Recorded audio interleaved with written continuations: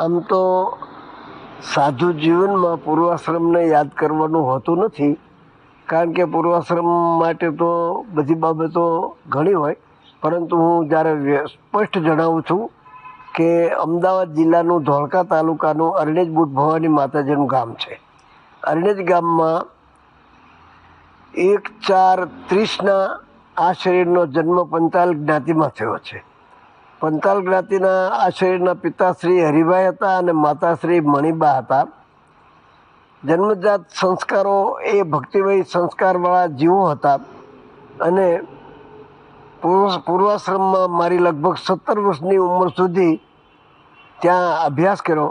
માતાજી આગળ ખૂબ જ વંદના પ્રાર્થના કરી અને બુટ ભવાની માતાજીનું આખું જીવન ચરિત્ર જાણીને ખૂબ ખૂબ આનંદ થયો. અત્યારે તો બુટ ભવાની માતાજીના મંદિરના ખૂબ સર્વાંગી વિકાસના કાર્યો થયા છે.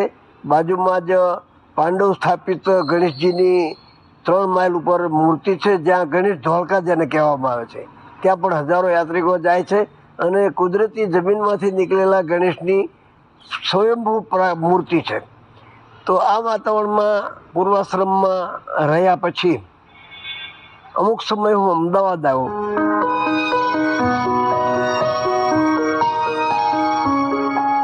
અને ત્યાર પછી ઘટના એવી ઘટી કે 1 વર્ષમાં આ પૂર્વાશ્રમના કુટુંબના 13 માણસો બ્રહ્મલીન થયા. અને 13 માણસો બ્રહ્મલીન થયા એટલે સંસારની અસારતાનો ખ્યાલ આવ્યો કે સંસાર કેટલો અસાર છે. જન્મ, દુઃખ, જરા, વ્યાધિ આ કેટલું કઠિન હોય છે. આ બધી વેદનાઓનો અનુભવ થયા પછી વંથલ નિવાસી પરમ પૂજ્ય બ્રહ્મચારી પુરુષોત્તમ લાલજી મહારાજ અરણેજ મુકામે આવ્યા અને એમના સહવાસમાં આવ્યા પછી હું વિરમગામ તાલુકાના વંથલ આનંદ આશ્રમમાં 10 વર્ષ એમની પાસે રહી અને બ્રહ્મચારી દીક્ષા લઈ અને ત્યાં રહ્યો.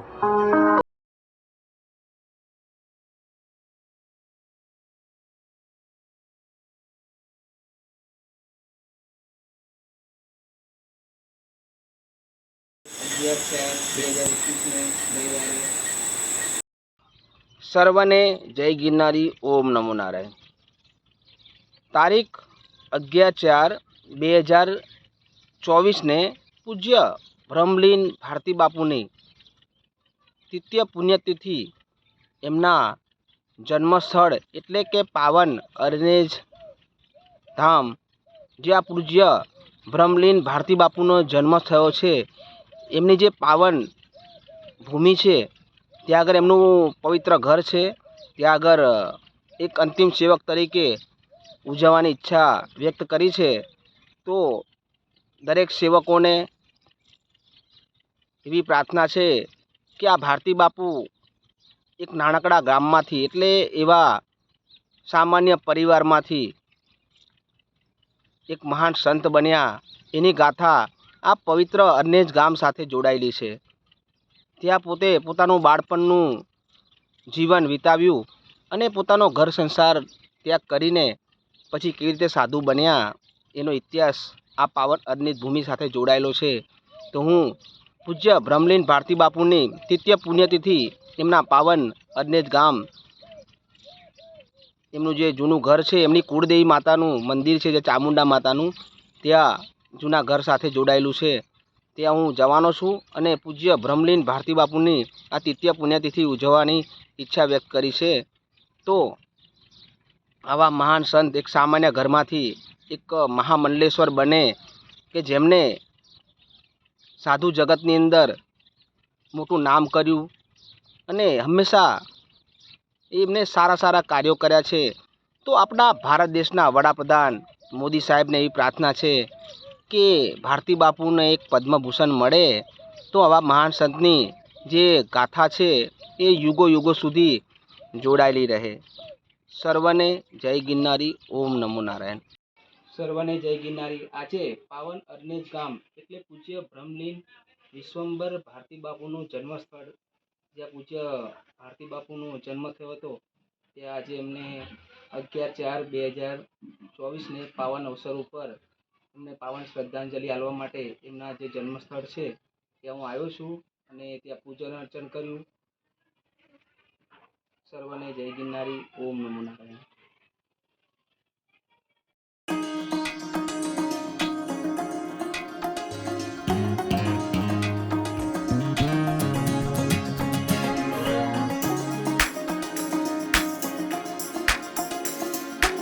સર્વને જય ગિરનારી. આપ જોઈ શકો છો અહીંયા પૂજ્ય બ્રહ્મલીન ભારતી બાપુનો જન્મ થયો હતો. અહીંયા એમનું પાવન જન્મ સ્થળ હતું. અહીંયા પોતાનું બાળપણ આ જગ્યા પર વિતાવ્યું. આવા મહાન સંત ભારતી બાપુ જેઓ અરનેજ ગામના વતની હતા. એમનું બાળપણ એક લુહાર જ્ઞાતિમાં એમનો જન્મ થયો અને પાવન અરનેજ ગામ એટલે કે જ્યાં બુટ ભવાણી માતાના બેસના છે ત્યાંથી થોડાક નજીક જ પૂજ્ય બ્રહ્મલીન ભારતી બાપુનું એક સરસ નાનકડું ઘર આવ્યું છે. ત્યાં પોતાનું જીવન અહીંયા વિતાવ્યું હતું અને પોતાનું ઘર સંસાર ત્યાગ કરીને એક સાધુ રૂપમાં એ પોતાનું જીવન જીવ્યા. આજે પણ બ્રહ્મલીન ભારતી બાપુ એટલે કે આપણા મહામંડલેશ્વર કે જેમને વિશ્વમાં નામ બનાવ્યું એવા ભારતી બાપુને 11/4/2024 એટલે પાવન શ્રદ્ધાંજલિ માટે આજે હું અરનેજ ગામ આવ્યો છું. સર્વને જય હો.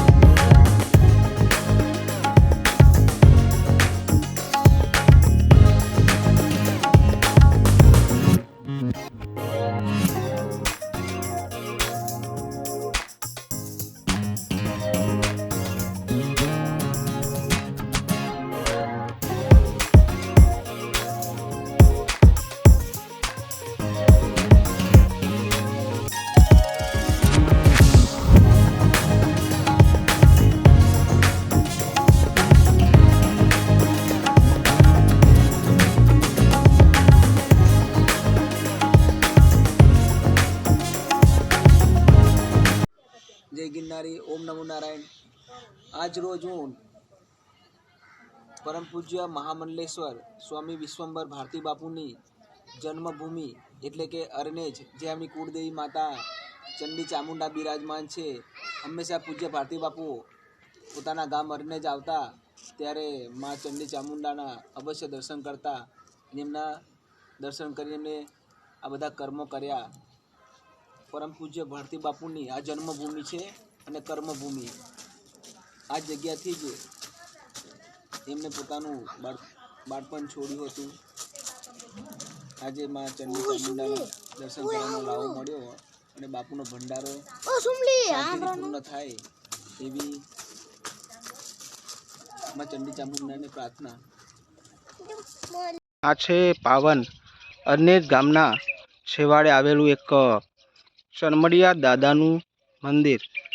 એવું કહેવાય છે કે બ્રહ્મલીન પૂજ્ય ભારતી બાપુ જ્યારે અરનેજ ગામમાં રહેતા હતા ત્યારે તેઓની ભજનની લગ્ની આ મંદિર ઉપરથી લાગી હતી અને એઓ હંમેશા આ ભજન કરવા માટે આ મંદિરે આવતા.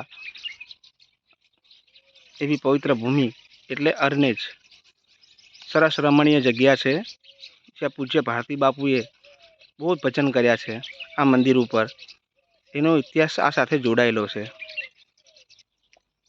આ પાવન અરનેજ ગામના છેવાડે સરસ રમણીય એવી તલાવના કિનારે આ પવિત્ર ચરમડિયા દાદાનું મંદિર આવેલું છે.